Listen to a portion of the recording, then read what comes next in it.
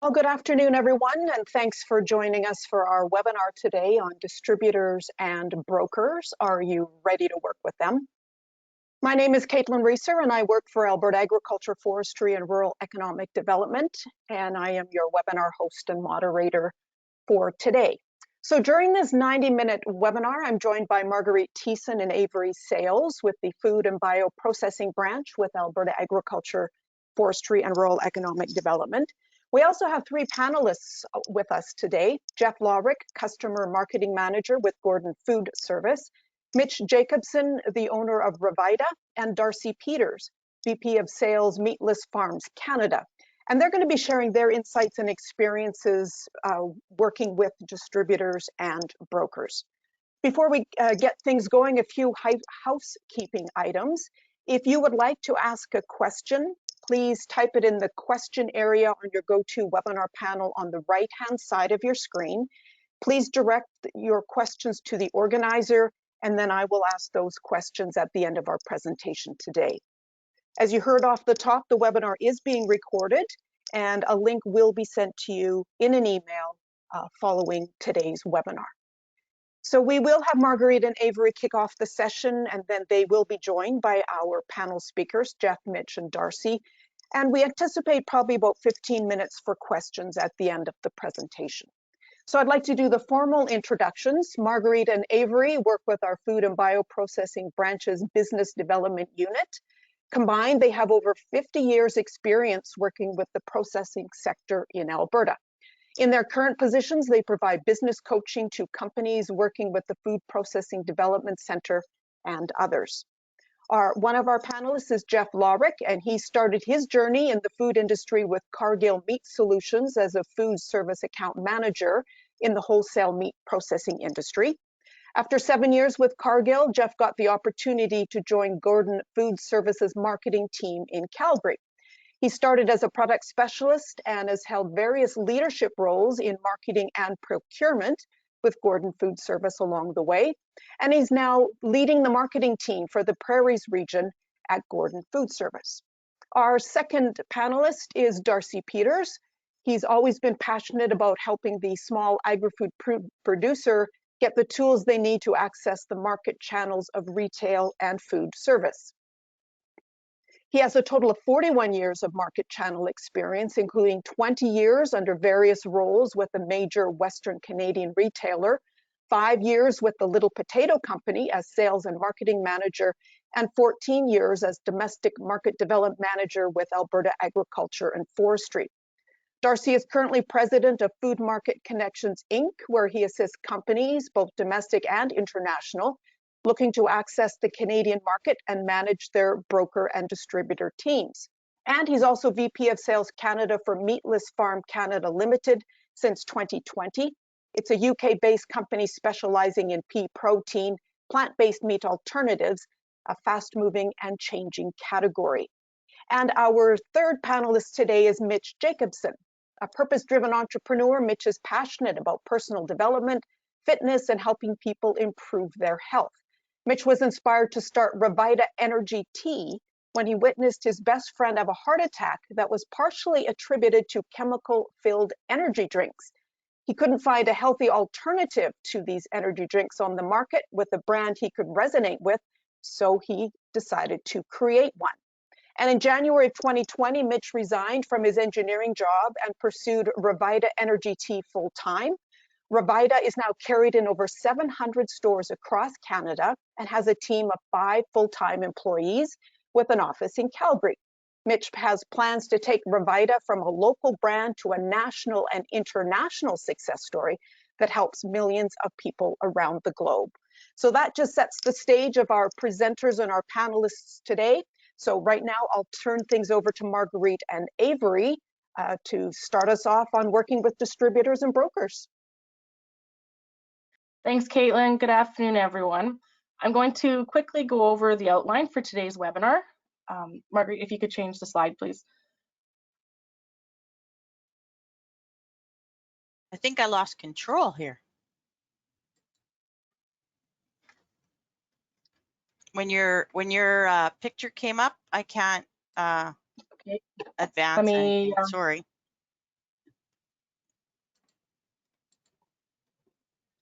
Perfect. Can you see it now? Okay, so Thanks. yes, we're good. So to start things off, we're going to go over the differences between distributors, brokers, and distribution and logistics. Then we'll talk about the distributor landscape, why we work with distributors, the benefits and challenges, why we work with a broker, the benefits and challenges, and then the common steps to prepare to work with distributors and brokers. Next slide, please, Marguerite. Making that leap from selling direct to consumers to getting your products to shelves on major retailers or into food service chains and other markets takes commitment and preparation. It is important to understand and know when to work with a distributor or broker as you grow. There are some differences between a broker and a distributor and the overall category known as distribution and logistics. Many specialize in specific products, while others specialize in a specific market channel or have a geographic focus. So to start our discussion today, we wanted to briefly review some of these differences. A distributor buys your product and resells it at a profit to his accounts. The benefit of using a distributor is that they do the job of selling your product. Distributors offer experience, contacts, and market segments such as gift stores, grocery stores, delicatessens, food service, or specialty food stores. They have existing accounts and work to increase their market share. A broker represents your product to a variety of prospective buyers in return for commission on sales. They sell and market products directly to retailers and distributors. In some respects, brokers act in much the same way as a company salesperson by selling, maintaining accounts, and representing your product directly to the buyer. A broker is useful when you are attempting to market a product into a new outlet or region. Distribution and logistics. This encompasses the overall system used to get your products from your location to the buyer. With more customers, you will spend less time organizing delivery and more time managing your accounts. At this point in your growth, it might make sense to hire a carrier for your distribution and logistical needs. Think about the nature of your shipments, the kind of handling required, and any specific information about the destinations for delivery. This all helps you make decisions related to logistics and distribution. Once you select a carrier, you will want to develop a strong relationship with them. Next slide, please. So now let's take a look at the distributor landscape within Alberta and Canada. Some of our common national distributors found in the Canadian landscape include Gordon Food Service, Concord National, Acosta Sales and Marketing, Horizon Distributors, Tree of Life, Planet Foods, Elite International, United Natural Foods Incorporated, Cisco, and many others. So now I'd like to ask Jeff if he could comment on Gordon Food Service and the type of products that best fit within your business. Hey there, everybody. Yeah, thanks for having me as part of the panel here.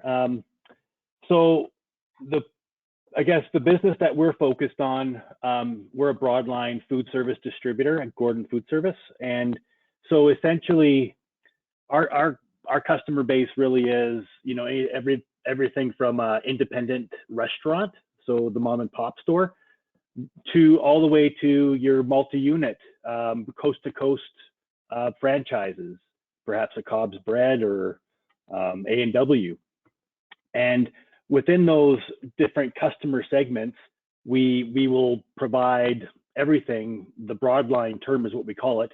Everything that customer, that restaurant needs, from food to, you know, tableware, cutlery, equipment needs, ovens, fridges, all that kind of stuff as well. So truly a, you know, a broad stroke, all-encompassing provider. Perfect. Thank you, Jeff. Darcy or Mitch, can you either comment on some other commonly known provincial or local distributors that you're aware of? I use a regional distributor that is based in Ontario and has just set up a warehouse in Burnaby by the name of John Luca. They're a brand new company. They specialize in frozen products. So they're a new game in town, came from Ontario, and like I said, expanded into British Columbia. Thank you, Darcy. Yeah, John Lucas, we've spoken with them as well. They're an amazing company. There's also Neil Brothers in Ontario is another great distributor. And then one out on the island is called PSC Natural Foods. We work with them and they're specific to Vancouver Island. They've done a really good job.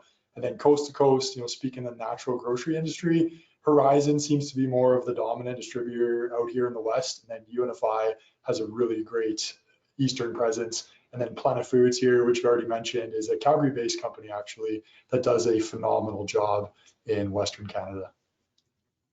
Perfect. Thank you, Mitch. Some other local distributors include Burkby and Klondike. And when it comes to some local logistics and distribution services, there is the Organic Box and Galamax. So now I'm going to turn things over to Marguerite. Thanks, Avery. So why would you work with a distributor? And let's look at some of the benefits and challenges. So your approach to working with a distributor or a broker is similar to that you might take when you're working with a retailer. The function of the broker and the distributor have some common aspects, but they differ in a number of critical areas. A primary difference is the physical purchasing, storage, and movement of a product. Distributors are often called truck to door, and a broker are focused on building a program at a retail. So why would you work with a distributor? Getting your product presented is often a challenge experienced by our small and medium-sized companies. So if you could establish a relationship with a distributor, this can be invaluable, as often retailers and food service prefer to deal with a distributor that represents multiple lines of products. And Jeff did reference that the term is called broadline. So what are some of the benefits of working with a distributor? Well, distributors often purchase your products directly from the vendor, which is the supplier or your own company. They stock inventory, take orders from the retailers or the food service. They manage this inventory. They service the customers' needs, and they deliver the products to the stores, often handling returns and recalls. They specialize in categories such as frozen or fresh, grocery, deli, and other categories. They often can work conventionally with natural or organic or a combination of both, and I believe all of our panelists have referenced that. Sometimes they look for new products for the buyers. They have a relationship and they can assist with placing new products on the shelf. Often, and I know Jeff alluded to this, that they have logistics and administration systems in place already, and they also have a sales force and a customer service in place. So what are some of the challenges for companies? Well, a distributor might carry between 1,500 and 50,000 stock items. And as a company, you have to have a top of mind awareness about your own brand, and you have to work with the stores to ensure the sell through and the demand happens for your product. Lines can get dropped if you're not performing. The distributor is an order taker rather than your sales driver, and they often will pay in 120 to 180 day cycle. So I'd like to welcome Jeff back as a panelist, and we'll talk a little bit more detail about distributors. So Jeff, before we talk specifically about distributors, could you comment on why working with a carrier on distribution and logistics can assist a company as they grow into new markets? For sure, yeah. There's a lot to think about when you look at the logistics of getting your product to market, and yeah, broadline distributor like ourselves, certainly that's just what we do. We are the experts essentially when it comes to the transportation, delivery, logistics required to get your product to, the smaller, independent stores, or, all those different things that go into the complexity. You think about the weather, you know, right this time of year, right? You know, all these, the roads are icy, everything else is going on with the price of fuel, all these different things. And we certainly, we've got a plan, and we've got the routing and the logistics to ensure that your product will get to the customer in a timely fashion, as prescribed. Yeah. Thanks, Jeff.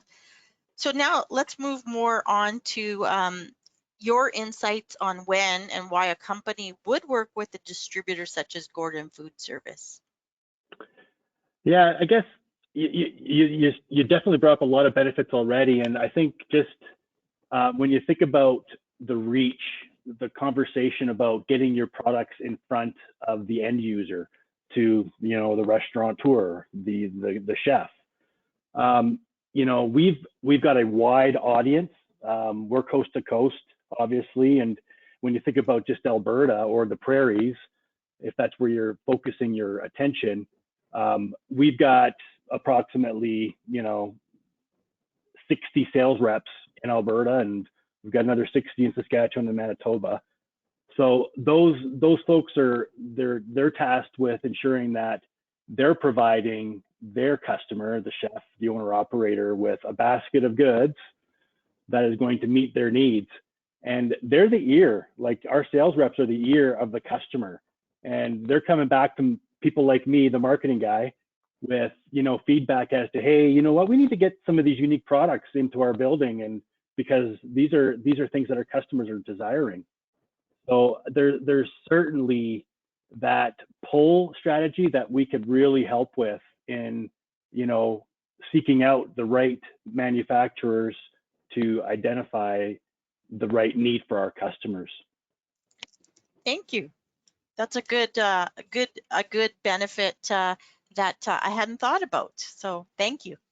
The next question is, what are some of the challenges or issues that you've experienced as a distributor when you work with small and medium-sized companies? Yeah, I think it's just, you know, it's all about being ready to take your product to market and understand that there's the product side of the packaging side of the equation. It's the rigors. Think about the rigors of getting your product from your dock all the way through to the customer's freezer or fridge in their coolers, right? There's a lot of people that have to touch the product. There's a lot of things that go on along the way. So I guess packaging is one thing for sure that needs to be properly thought through. The rigors piece. And then, you know, you are the voice, you are the brand of your product. So ensuring that you've got that story built about your brand and that you can convey it to the distributor, the salespeople, the marketing people, in a way that, you know, you've got your we call it your brand collateral, your point of sale material, in a way that we can really convey that to our customers in a very easy go-to-market strategy to support your product. Thank you, Jeff. So now I'm going to call upon Darcy and Mitch to see if they want to add any other benefits or challenges that they've seen when they've worked with a distributor.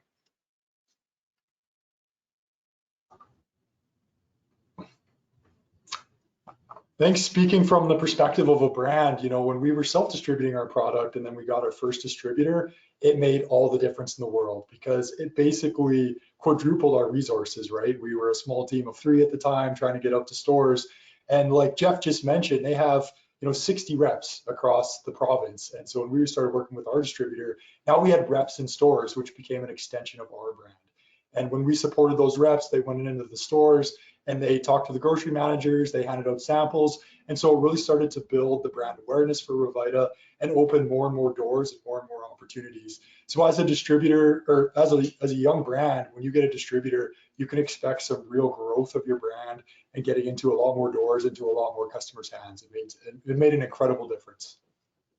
Yeah, I agree. It's a big change for a company if you've been doing it yourself. It is it's like the race car, you know, got an extra gear, and you have to be prepared for that because it does come hot and heavy very quickly. Thank you. So now we'll move on to the next section. If I can get you to close your camera for a sec, Darcy. So why would we work with a broker? What are some common benefits and challenges? As I mentioned earlier, and as the speakers have mentioned, working with a broker has a little bit of a difference than working with a distributor. A broker has personal contacts and an established relationship with many buyers, as well as different markets. Some of the benefits include a broker can serve as your eyes and your ears in a region. They could monitor your developments. They could help you find distributors, and they also do some problem solving. Food brokers often handle a specific geographic region. They place products with a number of key market channel customers. They work with retail staff to promote lines that they carry and will invoice the customers. They're selective on the lines they represent. They have an experienced sales force, and they may provide multiple services such as invoicing, inventory control, or sales reports to help you with your business. Some of the challenges might be that they charge a fee or a commission ranging between 5 and 10% of the net invoice price of all products shipped into the customer that they service. They're not normally responsible for the shipping part. They may not know your product lines as well as you. And if the sales slow down, your line could get dropped. So now I'd like to welcome Darcy back on to talk more on his experience with brokers. So as we mentioned before, Darcy is the VP of Sales at Meatless Farms Canada, and he was our co-worker before in the market development branch. So it's great to see you again, Darcy. Thank you for joining us. Thanks for having me on. So the first question I have for you is, can you provide some insights on when you and why a company would work with a broker? So from your own experience or from your experience working with companies? Sure. Working with a food broker is a very big step for most companies, and there are so many balls that are up in the air, and the timing has to be right for both you and the broker team that you're selecting. So traditionally, food companies, when they start out, the founder, the CEO of the company is the sole person making the presentations to either retail or food service or whichever market channel they're chasing after. And this is great at the start, but then it starts to wear on you. Lots of time in airports, a lot of travel time. And the next natural step is to hire a salesperson or a sales rep from internally within the company. However, this can and does get expensive. When you think of a base salary plus travel expenses, it doesn't take long for it to quickly go over $200,000 a year, even up to $250,000 a year for one person. So there is a time when the costs of having your own sales team far outweigh the cost of having a broker do some of that heavy lifting for you. Thanks, Darcy. So what are some of the issues that you've experienced as a company when you've worked with a broker, or in your past roles that you've seen other small to medium-sized companies that are just beginning to work with a broker?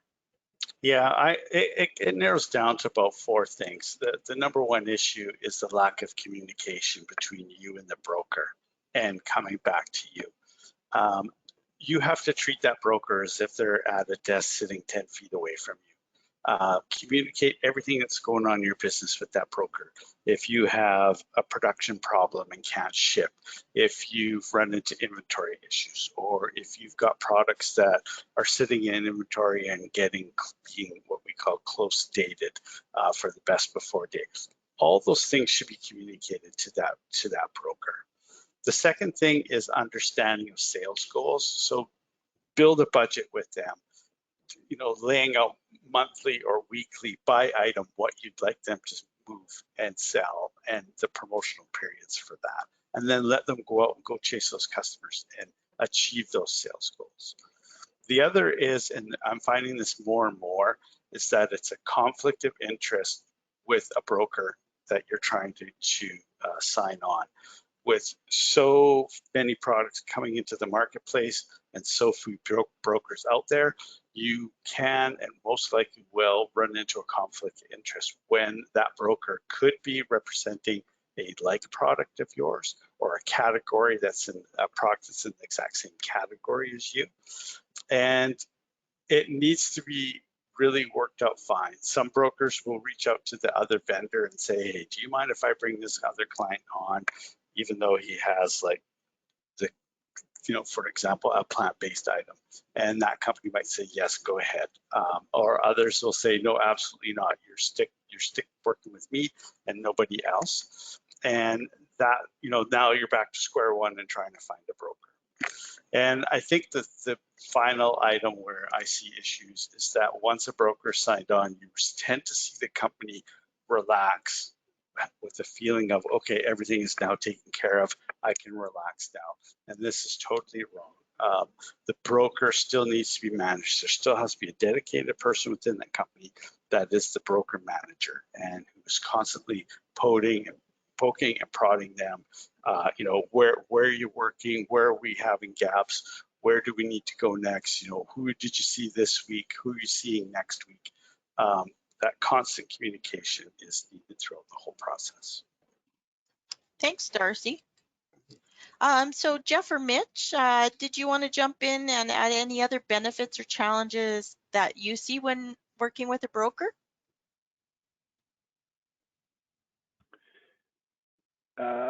Yeah, from my end, I think just a really important highlight is that as a distributor, we rely on a broker network quite significantly to drive volume. We're as a distributor trying to grow cases to our customers, right? And the more we have that broker community working on our behalf with our sales team in conjunction to drive that attention and through the cases through the building is such a huge advantage. So we do different marketing events in different trade shows, per se food shows we'll call them, where we do have those brokers really engaged and working with our sales reps and even customers directly.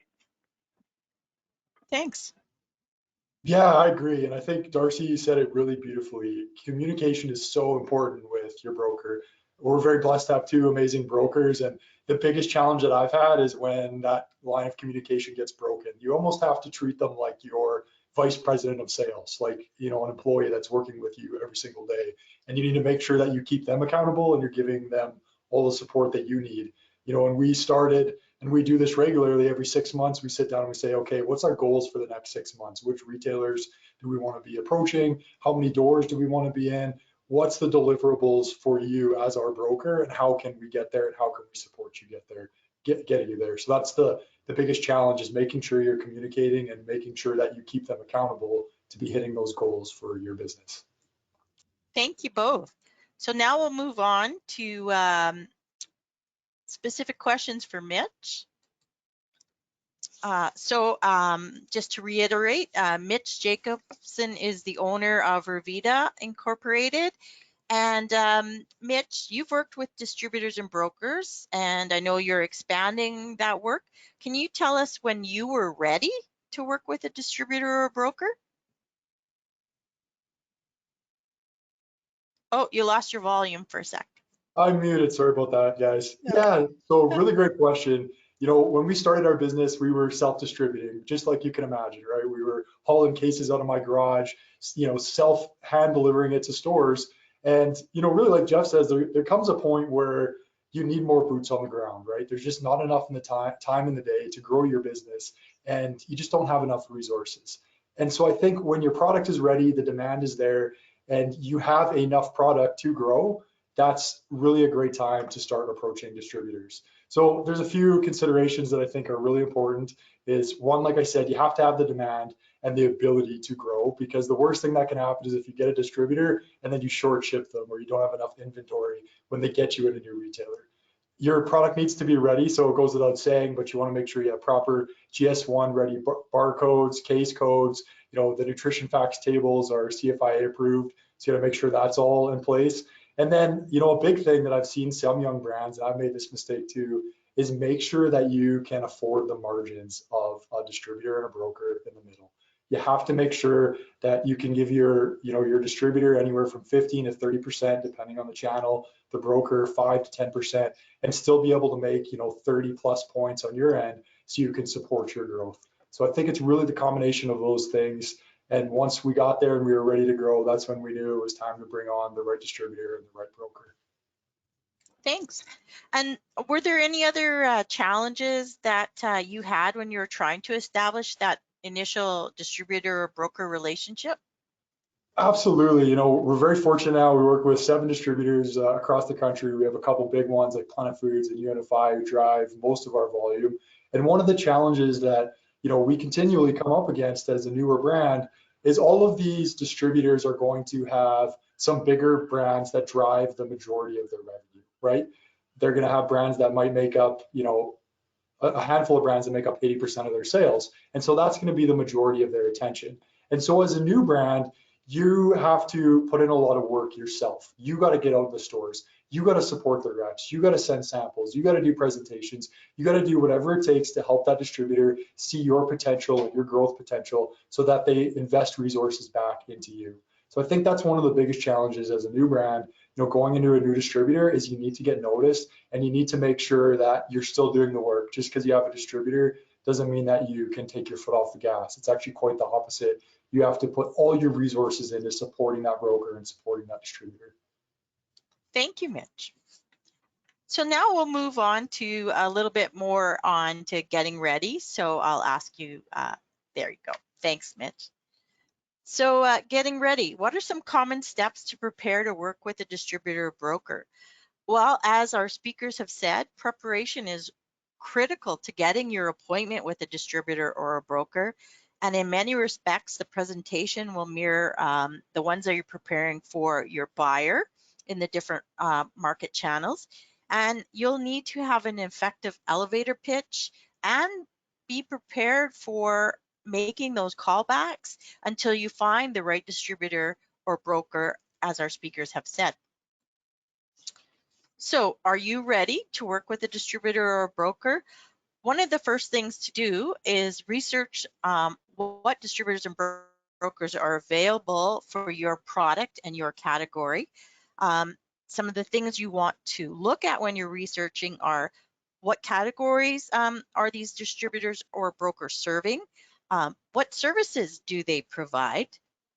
What are the requirements and policies involved with their services? And what markets are they servicing? Are they just servicing food service, or is it retail, or is it both, or is it only organic, or is it only conventional? Those are good questions to ask. And then any other information you think you need to help you make the decision, and have that all ready, and then be ready to make those calls. As Mitch has just spoken about, developing your plan for distribution and or broker is so important.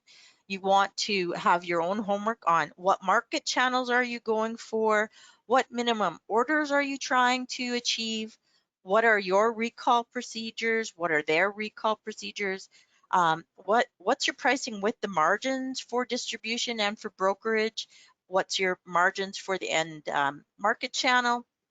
Have that all ready so that you can have those conversations when you start to approach a distributor or a broker.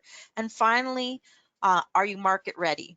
So do you have everything in place to produce your product, package your product for distributing it, and for marketing your product? All those items will help you and with the relationship. So now I'm going to go back to our panel and ask them questions. So the first question I have for you, Jeff, Darcy, and Mitch is, what considerations or tips do you have for companies who want to prepare to work with a distributor or a broker? Are there some best practices? Best practices. I think it's really about, understanding what differentiates your product from the competition and how you sell that to the distributor as you need to have my product because of these things. And then even more importantly, show us that list of customers that you've already impacted and they want your product. So, I mean, now we're really just, we're shipping the cases on your behalf, truly, to the customers that you've already invested in. And that's huge for us. Thank you. Yeah, I think Yeah, go ahead. Jeff hit the nail on the head there. When you're a brand approaching a distributor, you want to make sure you have a customer base first. If you can bring them business, it's just, oftentimes a no-brainer for that distributor, right? Because you've already done some of the work. And then from the perspective of a brand, when you're choosing a distributor, you want to make sure you ask them the right questions. How many reps do they have? GFS has 60 reps in Alberta. That's incredible, right? That's almost unheard of for a lot of distributors. So making sure they have the right rep support. Can you get in contact with those reps, right? Do they allow you to actually work with the reps so that you can educate them on your brand? How do they do manufacturer chargebacks? That's a big issue for a lot of brands is they don't budget in the chargebacks that you're going to get. And when I say chargeback, that means, promotional spending. When you run a sale at a store, that's going to get charged back to you. How are they going to bill you that? Are they going to bill you that on a monthly basis, on an ongoing basis? Is it quarterly? So I just think, really preparing yourself and asking the right questions of your distributor to make sure it's the right fit for your brand and for them is really important. Thanks, Mitch. Yeah, and you hit the nail on the head at the beginning part, Margaret. You said do your research. So do your homework. Ask a buyer or director at the retail or food service provider level. What broker teams does he like seeing coming into his office every 2 weeks, and which ones does he dread? And get some intel from him. Research the company. What brands do they represent? Where are their offices located? Do they have staff who visit the corporate head office as well as staff that visit the teams, as we call, visit the stores, as we call street teams or merchandising teams? How did they gather reports? Are they handwriting it, or some of the great brokerages, everyone's got an iPad, they're taking pictures, doing notes, and you're getting reports every week on what's happening on every retail shelf where your product's represented. So, and interview the broker, just like you would an employee. Do they have any conflicts of interest? Do they already represent a competitor? What experience does the staff have that are representing your products? If you have someone who only has 2 years worth of experience and you have another who has 35 years worth of experience, which one are you going to go with? Thank you. So for the next question, we'll do it in the reverse, and we'll start with Darcy and then go to Mitch and then come back to Jeff. So why is it important to work as a partner in these relationships? Like I said at the beginning when we were talking, is you have to pretend that broker is sitting at a desk 10 feet away from you. Always be in communication with them about supply chain issues, anything involving your product, if you're changing the product. I always say that when the broker is in front of a retailer, he's representing you. But when the broker is sitting in front of you, he's actually representing the retailer. He's taking the information that he's gathered from that buyer or that director of purchasing, because he knows that person. He's there every 2 weeks. Chances are he lives just down the street from him, so he knows them intimately. So that two-way communication is very important. I think that's the number one item in this whole game, is the relationship building and the communication. Mitch? Yeah, I completely agree with Darcy. When you bring on a broker or a distributor, they really become an extension of your brand. These are the people that are representing you to the buyers. They're representing you to the grocery managers in the stores, to people out on the street, even to consumers in a lot of cases. So you really need to make sure that as a brand, your values align really well with your broker or with your distributor, or they're not going to do a good job representing you, and vice versa. So, just like Darcy said, I think of, our broker specifically as like our VP of sales. Like, they're a part of our company. They're, a part of the Relita family. So it's just so important to make sure that your values align, because they are really going to, be representing you all across the country to a lot of really important people. So communication, values. Jeff? Yeah, there's not much more to add to that because I think my whole thing is we're one united front in front of a customer. They're seeing, it's a GFS truck showing up. They're seeing a GFS invoice, and that product, it's coming from 5,000 different suppliers potentially, right? Onto their when they're ordering. They look at us as the vendor, the customer does, and so we want to be represented by all the things that we want to be portrayed as in front of a customer. So ensuring that we're all on the same page is critical. Thanks. So the last thing is there anything else that you'd like to comment on about partnering with distributors and brokers? Go ahead. Is there anything else? Yeah, for me, I would say when you're talking to brokers, expect to make some changes. When you bring a broker on board, brokers have experience working with these larger companies. They know what is needed to make the process easier for not only their team, but also what that buyer or that distributor is looking for. And this may include, you might have to rework some of your sales sheets or promotional materials, adjustments to your web page. And it could even go as far as a different case size or unit size. You might have a 12-unit case and the broker is sitting there hearing from a retail buyer saying, I need smaller, I need 6-unit case, or I might even need a 3-unit case if you're talking about health and beauty aids items. So be prepared to make some adjustments and changes. And also, as in this business, brokers do get terminated. They get hired and fired. So when another broker might come along who all of a sudden freed himself up from a conflict of interest, and that was your number one choice in your interview process, and it didn't work out a year ago, don't be afraid to make that step and start a new relationship with a new broker.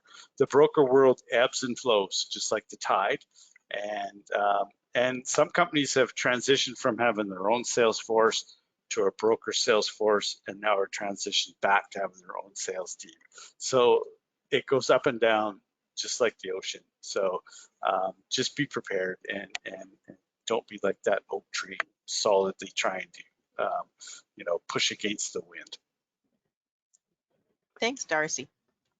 Yeah, I agree with Darcy. And, from a brand's perspective, just like Darcy said, your broker, you might, start with a broker and want to go to another one. And so one of the really important things to do when you're initially negotiating with your broker is, really go through that contract, because, most of the time they're going to make you sign a contract, go through that with a fine-tooth comb, because some of those contracts have contingencies where you can only use them for, say, the next 2 years. And if you exit the relationship, you can't go to another broker. Or in the worst cases, I've even seen contracts where they'll actually take a percentage of your sales, even if you fire them, over the course of the next year or 2 years or 3 years. So I would negotiate away from those. We've refused to sign any type of clauses that commit us to, this broker for X amount of times. And then there's also, there can be retainers in there too, which can get really expensive if your broker isn't performing. And so my, recommendation to some other brands that I've spoken with is, I don't accept the retainer model. We've always been a commission model,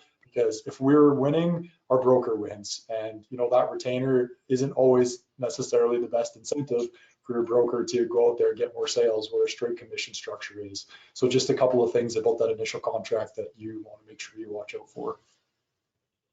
Thank you. Yeah, and I guess just a really important piece that I think about from a distributor perspective for sure is the digital product marketing standpoint is becoming such a huge decision-making factor for our customers these days, especially our chefs and owner operators. They're searching the internet for products, and they're actually, we have the percentages to prove it, but 65% of our customers are now shopping Gordon Food Service online. So, our sales reps are out selling. They're not necessarily as much of an order taker as they used to be, because our customers, they're able to go onto our Gordon Food Service online ordering system and look at products and shop our inventory. So my call to action for the group is that ensure that your products are marketable as much as possible in a digital way, much like you would see on Amazon. Think about that. Yeah. Thank you. So I'm going to turn the presentation back to Avery now. Thanks, Marguerite. If you could go to the next slide when you have a chance.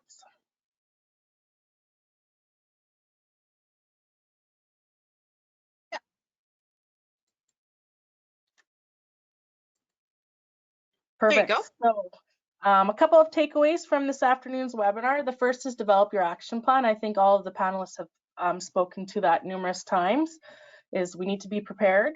And the second is to deliver what your customer values. So you truly need to know what you want as a company and what your customers are looking for. Next slide, please. So now we've come to the part of the webinar where we're going to ask participants, where the participants, can ask our speakers questions. So please use the question and chat feature to post your question or to raise your hand symbol.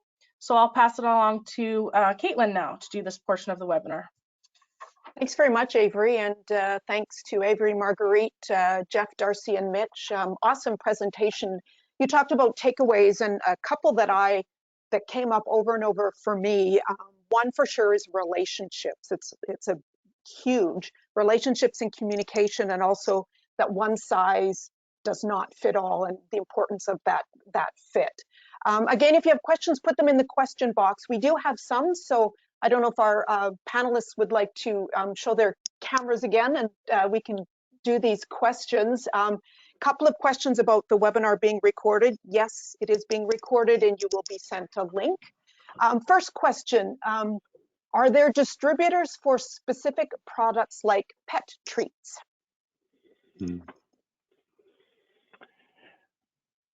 Yes, there are. I just don't know who they are. Fair enough. So that leads into another question then, is how do you find brokers to work with? Wow. I know at one time, and I'm not sure if we still have it, on our Alberta agriculture website, we did have a link to all the brokers that were accessible to Canadian companies within Alberta. Usually, if you're already dealing with retail or food service, and you're already dealing with a buyer or director of procurement, they will steer you to those who are good in the business. And that's where I would look first. If they want, they can reach out to me if they want. I'm just finding that there's a lot of mom and pop brokers that are out there, and then there's a lot of large corporate brokers, and you just have to find the one that's a great fit for you. You don't want to be that pet food snack company that is chasing after a broker that specializes in selling cleaning products. Right, you want to find one that is, if you have perishable products, you deal with a perishable broker. And yeah, it's tough to navigate. I think word of mouth is the big thing. Is go do some research. I agree. I think word of mouth is key. The way we found our broker actually is I was dealing with the buyer at Calgary Co-op, and I just asked her one day. I said, "Hey, which distributors and brokers do you enjoy working with the most?" And the first name that came to mind for her was Concord National. So I gave Concord a call, and the rest is history. So I think, really asking your buyers, asking your relationships, who do they like to work with? Who do they have a good experience with? Because if they're having a good experience with the broker reps or the distributor reps, chances are they might be a good fit for you. So I would just really leverage your network and ask the people that you're selling to already who they enjoy working with. Okay, thank you. And that leads to a question directed at you, Mitch. Someone wanted to know what you referenced. You worked with 7 distributors, and this person would like to know which 7 distributors are you working with? Yeah, great question. So, Planet Foods was our first big distributor. They're out of Calgary here. They've done an absolutely amazing job for us. I have nothing but the best things to say about them. And then what I've, really found is across Canada is there's different distributors that really have a foothold in certain regions. And so it makes a lot of sense to work with certain distributors. Like we work with one individual. He's not even a formal distributor. He's just an individual that distributes our products in the Yukon. So that's one of our distributors. Then on Vancouver Island, PSC Naturals. They're incredible. Their retailers love them. And again, I heard about them through a retailer. I was doing a store visit. They said, hey, we order through PSC Naturals all the time, have a great relationship with them. That's how we found them. Then we use Unify for, all across Canada. They have a great relationship with Whole Foods. So when we wanted to get into Whole Foods, Unify is their preferred distributor. So that's how we ended up with Unify. In Northern Ontario, we use a company called Harvest King. And then in sort of Eastern Ontario, we use a company called CGR Wholesale, which also distributes to the Rabbit convenience stores. So that's how we got into Rabbit convenience. We use a food service company. It's called Capital Food Service in Nova Scotia. So they handle some of the food service accounts out there. So those, and again, all of these have just come through relationships. Worldwide Food Service out of Calgary is, one of the accounts that we work with a little bit too. And they actually came to us. They just seen our product somewhere, gave me a call, and the rest is history. So those are, the main distributors that we work with Planet Foods, Unify, PSC kind of being the big three. Thank you. Next question, a reminder, please type your questions in the question box. We have a few more. What is a carrier? That would be, the transport, taking your product typically from your dock, your plant to your destination, essentially. Okay, thank you.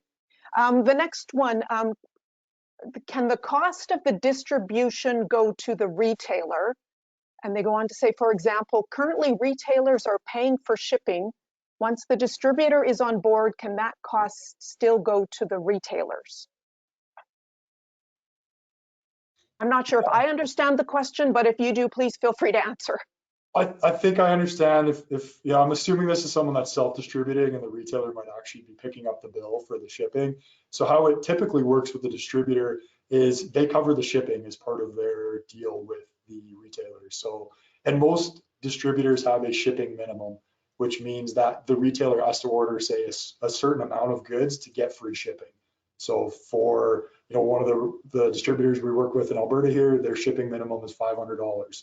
So if the retailer orders $550 worth of goods from that distributor, their shipping is free. The retailer doesn't pay for any shipping. So I don't know if that answers your question, but that's my experience so far as far as shipping goes with distributors. Okay, thank you. Someone has a specific question for you, Mitch. Have you been doing in-store sampling the past couple of crazy years? Yeah, when we first launched, so I quit my job in January 2020, and I was in a grocery store every single day. That was what my day looked like. It was get up, go to the office for a bit, go to a grocery store and do sampling. And of course, COVID-19 had a big impact on that. So what we did is we actually pivoted to just handing out full units. So, you can't hand out, samples and sample cups. So what we've done with some retailers is we'll actually just ship them, hey, here's five free cases, hand them out at the till. Or if they ever have an event or a staff event, we'll just hand out free units. And we've actually found that that's been much more effective because instead of someone just getting a little sample cup of your product, they get the full package, the full experience. And a lot of times they take it home and then it's a conversation piece with their family, right? So it helps you grow the brand. So to answer your question, no, we haven't really been actually giving out sample cups just because of the rules all around COVID-19. But the way we've pivoted is we've handed out full samples and sponsored events and do those kinds of things. Yeah, I agree. We've switched and pivoted to using VIP coupons. So essentially it's a free whole package. So much like yourself, a free unit. And you're right, it's a conversation piece back to take home. And we found that gains way more traction and actually is better than the actual demo. Completely agree. It's amazing how well it works. It's even though it's more expensive to handle a full one, it's 10 times more effective. So it's more economical. Yeah. Thank you. We have another question in the question box. And again, please feel free to type questions in. Do retail stores accept self-distribution?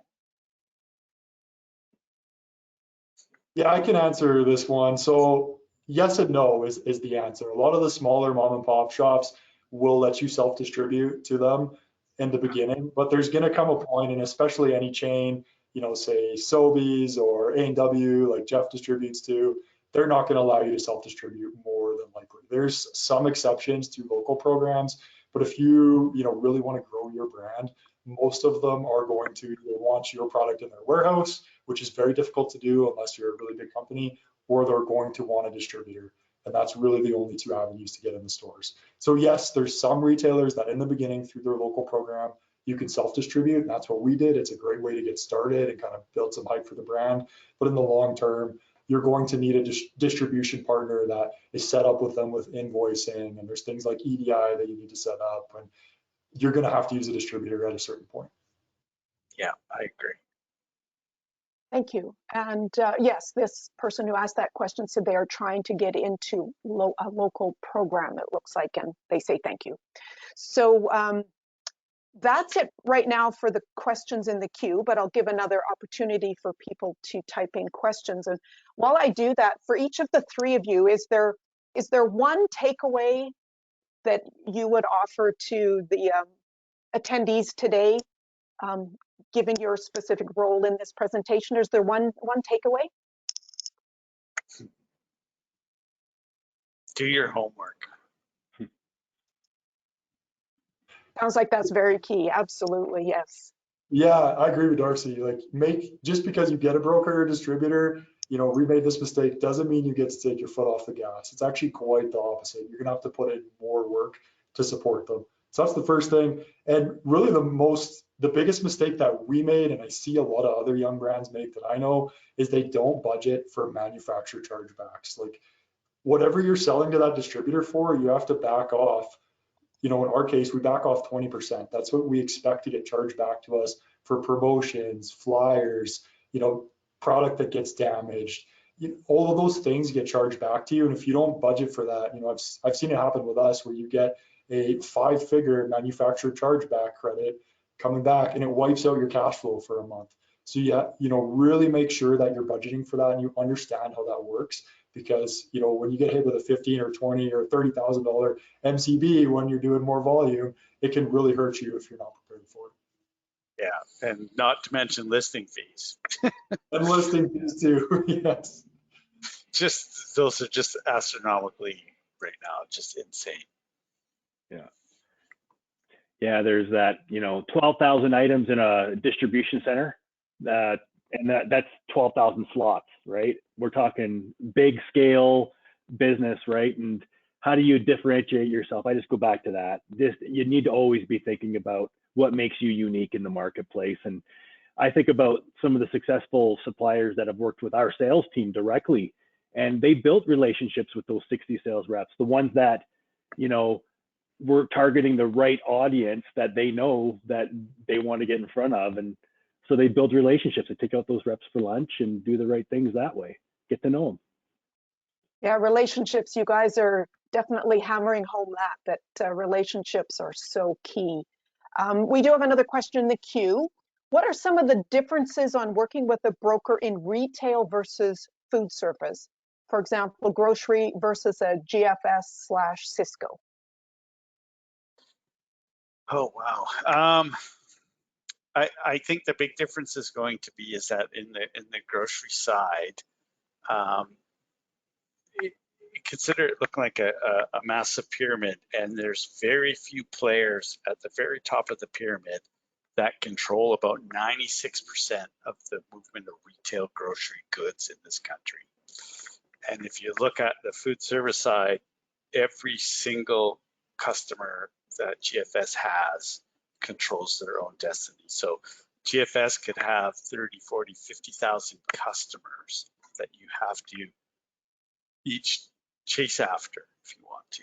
Whereas in retail in Canada, there's 4 national players and about 8 regional players, and that covers 96% of the groceries that are consumed in Canada.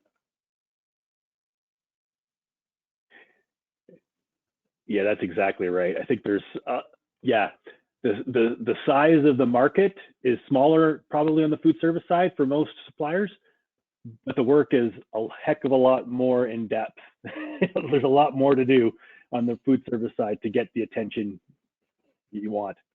Yeah, and we're seeing more and more now where retailers, especially the national retailers, at one point they would take you national. They would do local, then they break it out into provincial or into the territory, and then they take you national. Right now, it's you've got to supply right across the whole country or nothing at all. Yeah, I agree with what you both said. I think the sales cycle is probably a little different. I know I can speak to the grocery side. You might have, most of these big retailers like Sobeys or Loblaws, for instance, they will make a category reset once a year. And if you miss that category reset for 2022, that means you're waiting all the way to 2023 just to present again.